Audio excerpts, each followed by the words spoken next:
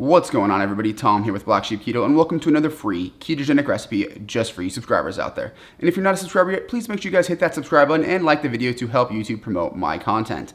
Now today, we are going to be making a ketogenic dinner roll. And the great thing about this dinner roll is, A, it is almond flour free, which we will get more on that a little bit later, but that posed its own set of challenges while making this recipe.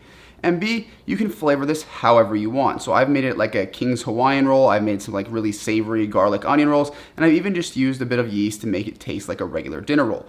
But the important thing here is that it is almond flour free for all of you guys out there who cannot or will not use almond flour, and it is relatively simple to make. Now, as always, the full written recipe and macros are going to be linked down in the description box below, and with that, let's get right into today's recipe. Now laid out in front of me right here are all of the kind of mandatory ingredients for the dry ingredient portion, and this line here is optional flavors, so don't be freaked out that you see there's a lot out here. Most of that is totally optional. So let's get going on the required ingredients. Now right here I have 115 grams, or about 1 1/3 cup if you measure properly, of a unflavored whey protein isolate. Now you can use basically any type of protein powder you want. The trick here is this is a lot lighter than almond flour. If you just pick it up and feel the density and how finely it's ground, you're gonna really get that more dinner roll texture as opposed to like a heavier biscuit using something like protein powder, which is actually one of the best things that I've ever discovered. Next up, we have 42 grams of coconut flour. This is from a company called Anthony's. I only say that because certain brands of coconut flour may behave a little bit differently, but this is Anthony's, 42 grams, or roughly 6 tablespoons. Next up, we have 1 tablespoon of double-acting baking powder. That's right, double acting is gonna be key here. And I typically like to use about 1 1/4 teaspoons per cup of flour. Since we have about 2 cups in here, I just went with a tablespoon for easy measuring. Next up, 1 teaspoon of xanthan gum. As you all know, it's just our binding agent. And the last thing really going in here is a 1/2 teaspoon of salt. I suppose that's kind of optional as well. So now, my favorite part of this recipe. Through the whole production process, where I probably failed at this 50 times, it took me like 5 or 6 weekends to get this recipe down, I wasn't using any of these. But then I wanted to start adding some flavor because this tastes like exactly what you'd expect. It is coconut flour and protein powder. But we can make it taste like basically anything we want just by adding some awesome flavoring agents. So right here, I do have some dry active yeast. Really any type of yeast would do. About a teaspoon of this in there will give you that nice yeasty flavor. I use this in a lot of my bread recipes. It kind of tricks the brain into thinking that it is real bread. A lot of people will argue with me on whether or not the yeast does anything. So for the purposes of this video, I'm actually not going to use the yeast just to show you, if I can talk today, just to show you that it actually does not matter. But 1 teaspoon of yeast would add that nice bread flavor. Next up, if you want something more like a King's Hawaiian roll, you can use about a 1/2 teaspoon of liquid stevia. This one is 24 times sweeter than sugar, so if you're using something different, then you may want to adjust accordingly. But for this particular brand, a 1/2 teaspoon will make these things taste just like a King's Hawaiian roll. And lastly, for what I'm going to be doing today, it's kind of this garlic and onion savory dinner roll. And what I have is 1 teaspoon of onion powder and 1 teaspoon of garlic powder. And that is the one we're going to be making for this particular batch. So now we have everything in here, I'm just going to whisk it to get everything well combined.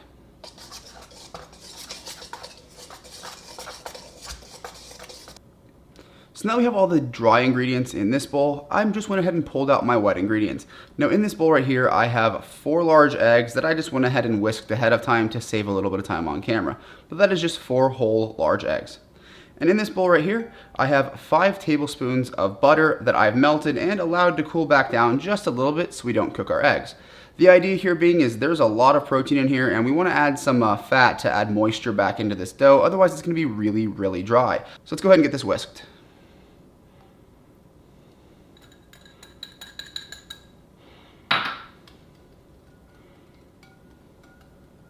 Now I just got some things switched around for the camera views a little bit, but that is just our liquids mixture, so the eggs and the butter mixed together, and here's our dry ingredients right there. And I went ahead and grabbed a rubber scraper. This is going to come in a lot of handy here in a second. Now as a note, because there are 4 eggs in here, people are going to ask me all the time, does it taste eggy? The answer I'll tell you right now is no, it does not. It's less than half an egg per roll since we will be making 9 of them. Now, all you gotta do is get these wet ingredients in the dry ingredients, give it a mixing. I'll tell you guys right now, at a certain point, it'll start caking up in the whisk. That's when the rubber spatula comes in, just kind of scrape it to get everything combined. So let's go ahead and do that.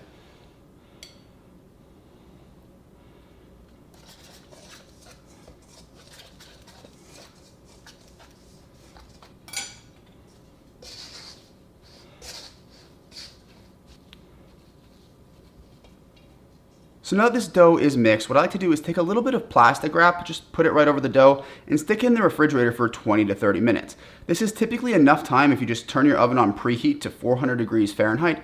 That time it takes to preheat will usually be long enough to cool down the dough. The idea here is that there is butter in this dough that was liquid, and if you feel it right now, it's going to be a little bit sticky. So if we can get that butter to cool down and start to harden a little bit, it'll make this dough a lot easier to roll with your hands. Otherwise, you're gonna have to keep getting them wet or the dough will stick. Regardless, I'm going to get this in the refrigerator covered in some saran wrap, and when you're ready to start making your rolls, go ahead and preheat your oven to 400 degrees Fahrenheit. I'll put the Celsius equivalent on the screen now. Alright everybody, this was in the refrigerator for about 25 minutes, and as you can see, the plastic wrap is still on there. My oven just reached 400 degrees Fahrenheit.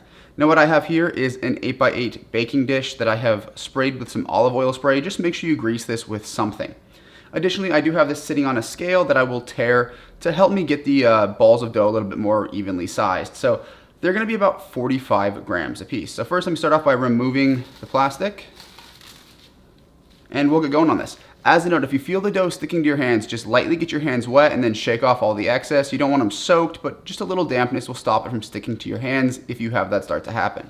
So all we're gonna do is grab 45 grams of the dough and then roll it into a ball and place it right in the sheet here.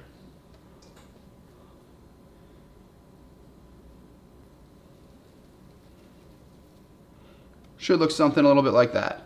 And we are gonna make 9 of them, so it'll be 3 rows of 3. Let me get that done, and then I'll catch up with you guys.